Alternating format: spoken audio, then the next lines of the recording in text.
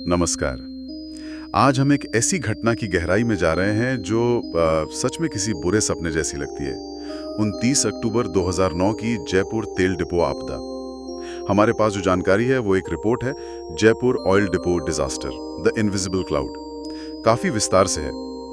सोचिए, जयपुर का सीतापुरा औद्योगिक क्षेत्र, एक बिल्कुल आम शाम, और वो कैसे देखते ही देखते एक भयानक हकीकत में बदल गई। एक दुश्मन था, पर वो दिख नहीं रहा था। एक बादल जिसने पूरे शहर को जैसे लाचार बना दिया।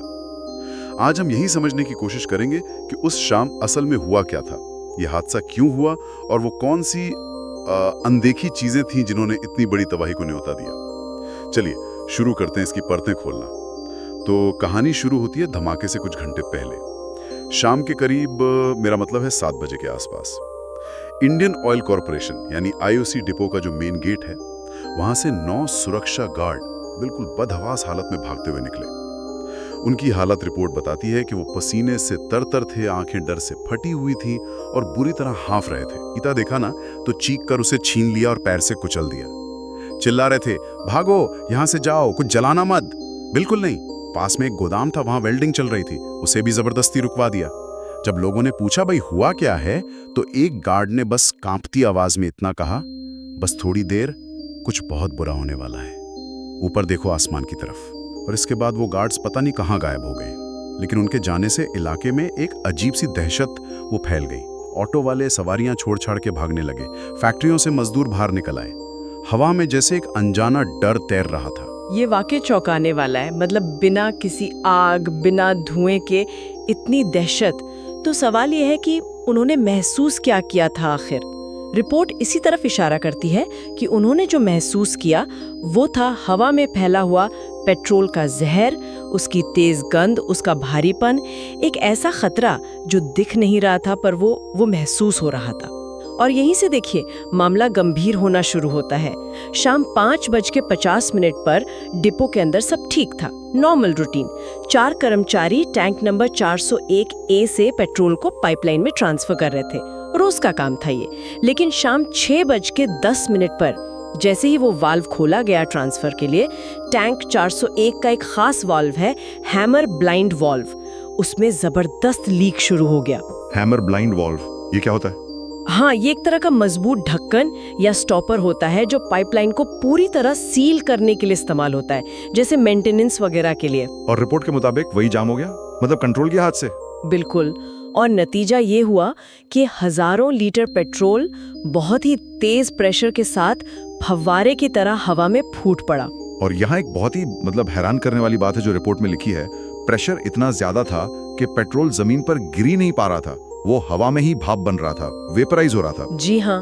हर सेकंड सैकड़ों लीटर पेट्रोल एक अदृश्य विस्फोटक बादल में बदलता जा रहा था।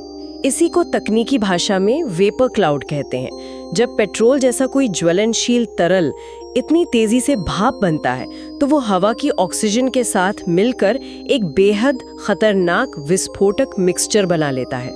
आप सोचिए, एक बहुत बड़ा अदृश्य गैस बम तैयार हो रहा था। और उस दिन मौसम ने भी जैसे साथ दिया, तबाही का। रिपोर्ट साफ कहती है हवा रुकी हुई थी, बिल्कुल शांत। हवा रुकी हुई थी। ओह, ये बहुत अहम बात है। हवा नहीं चल रही थी तो ये जहरीला बादल कहीं दूर जा ही नहीं सका। वो डिपो के आसपास ही फैलता गया और घना होता गया। और डिपो के अंदर क्या हुआ? वहाँ के लोगों का क्या? रिपोर्ट बताती है कि एक ऑपरेटर को अचानक सीने में तेज दर्द हुआ, सांस लेने में दिक्कत होने लगी। जैसे ही उसने वो लीक देखा, वो उसे संभालने भागा, लेकिन रास्ते में ही वो उस अदृश्य बादल की चपेट में आ गया और बेहोश हो गया। हाँ, और फिर शिफ्ट ऑफिसर और एक दूसरा ऑपरेटर उसे बचाने दौड़े, लेकिन वो भी उसी जहरीली धुंध में गिर पड़े बेहोश। और जो सबसे ज्यादा चिंताजनक बात है, जो पूरी व्यवस्था पर सवाल उठाती है, वो ये कि इतने बड़े लीक के बावजूद डिपो में न कोई अलार्म बजा, कोई अलार्म नहीं, न कोई गैस डिटेक्शन सिस्टम एक्टिवेट हुआ और न ही कोई ऑटोमेटिक शटडाउन प्रोसेस शुरू हुआ। पूरा का पूरा सेफ्टी सिस्टम फेल। जो सिस्टम ऐसी इमरजेंसी के लिए बना था वो उस वक्त पूरी तरह से नाकाम साबित हुआ। ये तो बहुत बड़ी लापरवाही लगती है। एक के बाद एक सेफ्टी लेयर फेल होती गई। हाँ, प्रथम दृष्टया तो ऐसा ही लगता है। ये सिर्फ एक वाल्व की खराबी का मामला नहीं था, ये एक तरह का सिस्टम फेलियर था। एक चीज गलत हुई और उसे रोकने वाले सारे बैकअप भी शायद जवाब दे गए। रिपोर्ट सीधे तौर पर किसी एक कारण को दोष नहीं देती, लेकिन अक्सर ऐसे हादसों में रखरखाव की कमी, डिजाइन की प्रॉब्लम या फिर घटनाओं का एक के बाद एक होना, जिसे कैस्केडिंग फेलियर कहते हैं, वो जिम्मेदार होता है। और अब ये जो अदृश्य खतरा था, ये डिपो की चारदीवारी लांघ चुका था। वो मौत का बादल पूरे सीतापुरा इंडस्ट्रियल एरिया में फैलना शुरू हो गया था। शाम 6:18। डिपो के पास एक होटल है, आयुष होटल। वहां मेहमानों को अजीब सी गंध आने लगी। उन्होंने शिकायत भी की, लेकिन 6:30 बजते बजते हालत बिगड़ने लगी। लोगों को सांस लेने में मुश्किल होने लगी। जब लोग घबराकर खिड़कियों से बाहर देखने लगे तो मंजर भयानक था। सड़क पर लोग गिर रहे थे, कुछ खांसते हुए बैठ गए थे। सोचिए वो दहशत का आलम। और तभी एक और चीज हुई, पूरे इलाके की बिजली चली गई। घना अंधेरा छा गया। होटल का स्टाफ दरवाजे पीटने लगा, चिल्लाने लगा, बाहर निकलो, हवा में कुछ है, भागो यहां से। लोग अंधेरे में टटोलते हुए बाहर भागे तो उन्हें अपनी स्किन पर एक अजीब सी नमी महसूस हुई। हाँ, रिपोर्ट के अनुसार वो हवा में घुला हुआ पेट्रोल वेपर ही था जो अब कंडेंस हो रहा था, जम रहा था। और उसी अंधेरे और भगदड़ के बीच किसी के चिल्लाने की आवाज आई। रिपोर्ट इसका जिक्र करती है, भोपाल जैसी कोई गैस लीक हो रही है। ओह, भोपाल का नाम? बस ये सुनना था कि भगदड़ मच गई। भोपाल का नाम ही लोगों की रूह कांपाने के लिए काफी था। दुश्मन दिख नहीं रहा था, किसी को पता नहीं किधर भागना है, क्योंकि खतरा तो हर तरफ था पर नजर नहीं आ रहा था। पूरा इलाका एक टाइम बॉम्ब बन चुका था। उसे फटने के लिए बस एक चिंगारी की जरूरत थी। किसी मोटर बाइक के इंजन से, किसी के लाइटर से या बिजली के किसी छोटे से स्पार्क से भी कुछ भी हो सकता था। शाम 6:25 पर जयपुर विद्युत वितरण निगम लिमिटेड, मतलब JVVNL, जो जयपुर की बिजली कंपनी है, उनके कंट्रोल रूम में एक फोन बजा। दूसरी तरफ एक गुमनाम आदमी की डरी हुई, हांफती हुई आवाज थी। रिपोर्ट में जैसा लिखा है, उसने कहा, मैं नाम नहीं बता सकता, पर फौरन अभी के अभी पूरे जयपुर की बिजली काट दो। अगर अगले 2 मिनट में बिजली बंद नहीं हुई तो सब तबाह हो जाएगा। ये जीने मरने का सवाल है। और फोन कट गया। कंट्रोल रूम वाले भी चौंक गए होंगे। एक गुमनाम कॉल पे पूरे शहर की बिजली कैसे काट दें? शायद मजाक समझा हो। लेकिन रिपोर्ट इशारा करती है कि ये शायद डिपो के ही किसी कर्मचारी की आखिरी बेबस कोशिश थी। वो समझ चुका था कि खतरा कितना बड़ा है। लीक शुरू हुए 70 मिनट से ज्यादा हो चुके थे और आधिकारिक जांच का अनुमान है कि तब तक करीब 1000 टन, मतलब 10 लाख किलो पेट्रोल हवा में घुल चुका था। 10 लाख किलो। हाँ, एक विशाल अदृश्य विस्फोटक बादल जो बस एक चिंगारी का इंतजार कर रहा था। शाम 7 बजे तक खबर फैलने लगी थी। जयपुर कोटा हाईवे पर 17 किलोमीटर लंबा जाम लग गया।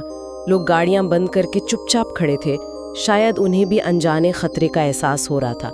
और तभी शायद उस गुमनाम कॉल की वजह से या किसी और चेतावनी के बाद बिजली काट दी गई। लोगों ने जरूर कुछ राहत की सांस ली होगी, लेकिन कहानी यहाँ खत्म नहीं हुई। रिपोर्ट एक और चिंताजनक बात बताती है। सबसे बड़ा खतरा अभी बाकी था। जयपुर जंक्शन से एक ट्रेन रवाना हो चुकी थी और उसकी पटरी IOC डिपो के बिल्कुल पास से गुजरती थी, कुछ ही मीटर दूर से। सोचिए जरा, एक तरफ हवा में लाखों किलो पेट्रोल वेपर और दूसरी तरफ एक पूरी ट्रेन उसी तरफ बढ़ रही है। चिंगारी का इंतजाम तो लगभग हो ही चुका था। शाम के 7:25 और फिर वही हुआ जिसका डर था। एक पल में सब कुछ बदल गया। उस अदृश्य वेपर क्लाउड को कहीं से एक चिंगारी मिल गई, शायद ट्रेन के पहियों की रगड़ से या कोई और वजह रही होगी, और एक भयानक धमाका हुआ। जी, रिपोर्ट इसे वेपर क्लाउड एक्सप्लोजन कहती है, VCE। आसमान में आग की एक दीवार उठी। रिपोर्ट कहती है करीब 10 मंजिला इमारत जितनी ऊंची। धमाका इतना जबरदस्त था कि मौसम विभाग के सिस्मोग्राफ ने 2.3 रिक्टर स्केल का भूकंप दर्ज किया। भूकंप? धमाके से। हाँ, भूकंप, और एक शॉकवेव आवाज की रफ्तार से भी तेज वो चारों तरफ फैली। इसका असर देखिए, 6 किलोमीटर के दायरे में घरों, दुकानों, फैक्ट्रियों के शीशे टूटकर बिखर गए। पार्किंग में खड़ी गाड़ियां खिलौनों की तरह उछली, 10-10 फीट दूर जाके गिरी। ये उस धमाके की अविश्वसनीय ताकत थी। और ये तो बस शुरुआत थी। हाँ, फिर डिपो के अंदर तबाही का दूसरा दौर शुरू हुआ। एक के बाद एक। आईओसी डिपो के सभी 11 विशाल तेल टैंकरों ने आग पकड़ ली। 11 की 11? हाँ, सभी 11। रिपोर्ट के आंकड़े दहलाने वाले हैं। 6 करोड़ लीटर तेल एक साथ धू-धू कर जलने लगा। आप कल्पना कर सकती हैं? 6 करोड़ लीटर? हाँ, बाप रे। आग की लपटें 100 फीट से भी ज्यादा ऊंची उठ रही थी, इतनी ऊंची कि उन्हें 100 किलोमीटर दूर से भी साफ देखा जा सकता था। रात जो है वो दिन से ज्यादा रोशन हो गई थी। आर्मी बुलानी पड़ी, फायर ब्रिगेड की सैकड़ों गाड़ियां पहुंची, लेकिन आग इतनी भयानक थी कि उसे काबू करना नामुमकिन था। तब एक बहुत मुश्किल, लेकिन शायद उस वक्त का एकमात्र सही निर्णय लिया गया। जैसा रिपोर्ट में लिखा है, ईंधन को जलने दो। मतलब बुझाने की कोशिश नहीं की। उसे बुझाया ही नहीं जा सकता था, बस इंतजार किया जा सकता था कि वो खुद ही जलकर खत्म हो जाए। और ये इंतजार 1-2 दिन का नहीं था, पूरे 11 दिन। 11 दिन तक जयपुर ने वो नरक भोगा। शहर का आसमान काले धुएं से भर गया। आसमान से राख के बड़े बड़े टुकड़े गिरने लगे। रिपोर्ट में इसे कार्बन स्नो कहा गया है, मतलब राख और कालिक के कण जो बर्फ की तरह गिर रहे थे। हाँ, और रिपोर्ट लिखने वाले ने अपना एक अनुभव भी बताया है। वो उस वक्त जयपुर से 500 किलोमीटर दूर थे, श्री गंगानगर में, और वहाँ भी सुबह उठने पर धुएं की जलन से उनकी आंखें चिपक जाती थीं। 500 किलोमीटर दूर तक असर। जी, इसका मतलब है कि असर सिर्फ जयपुर तक नहीं था, पूरे उत्तर भारत के पर्यावरण पर इसका प्रभाव पड़ा होगा। जयपुर शहर से तो जैसे सारे पक्षी उड़कर चले गए, महीनों तक वापस नहीं लौटे।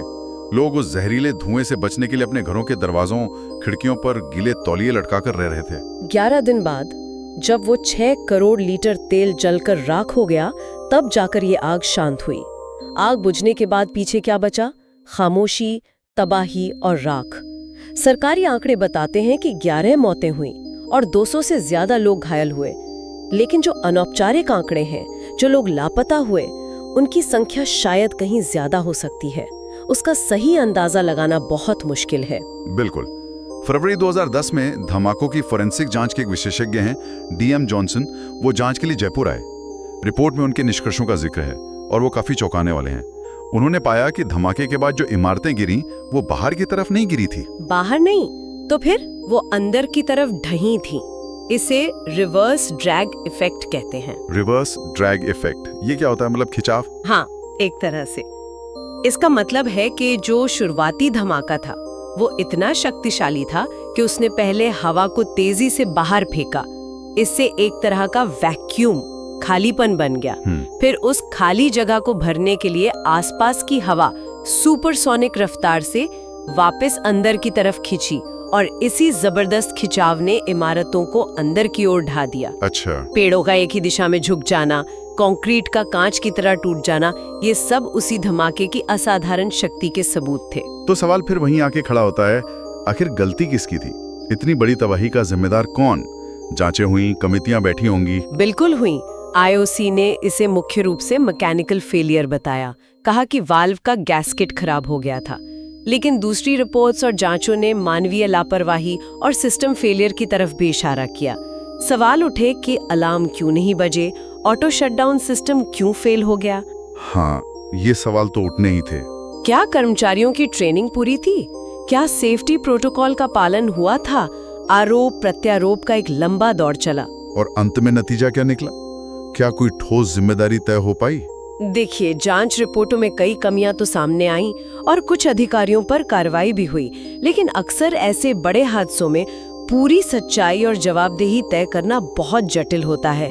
पर इस हादसे से जो सबसे बड़ा सबक मिलना चाहिए था, उस पर गौर करना बहुत जरूरी है। क्या सबक? रिपोर्ट के आखिर में एक बहुत ही जरूरी बात कही गई है, सेफ्टी इजंट एक्सपेंसिव, नेग्लिजेंसेस, यानी सुरक्षा महंगी नहीं होती, लापरवाही महंगी पड़ती है। और कड़वी सच्चाई ये है कि आज भी इस हादसे के 15 साल बाद भी भारत में कई बड़े फ्यूल डिपो घनी आबादी वाले इलाकों के बहुत करीब मौजूद हैं। ये तो वाकई चिंता की बात है। मतलब इतिहास खुद को दोहरा सकता है। बिल्कुल। देखिए, इसके लिए क्या चाहिए? बस एक छोटी सी लीक, एक अलार्म जो वक्त पर ना बजे, थोड़ी सी इंसानी चूक और हवा का साथ न देना। बस इतनी ही चीजों की जरूरत है। एक और अदृश्य बादल को बनाने के लिए किसी और शहर के ऊपर। ये थी जयपुर ऑयल डिपो ब्लास्ट की कहानी, एक अनदेखा दुश्मन, तकनीकी खामियां और शायद व्यवस्था की विफलताएं। इनका एक भयानक नतीजा हमने देखा, कैसे एक छूक ने, सुरक्षा में एक कमी ने पूरे शहर को कई दिनों तक खौफ में रखा। इस पूरी चर्चा के बाद एक सवाल मेरे मन में जरूर उठ रहा है। हम जानते हैं कि सिस्टम फेल हो सकते हैं और ये डिपो अक्सर शहरों के करीब होते हैं, ये एक सच्चाई है।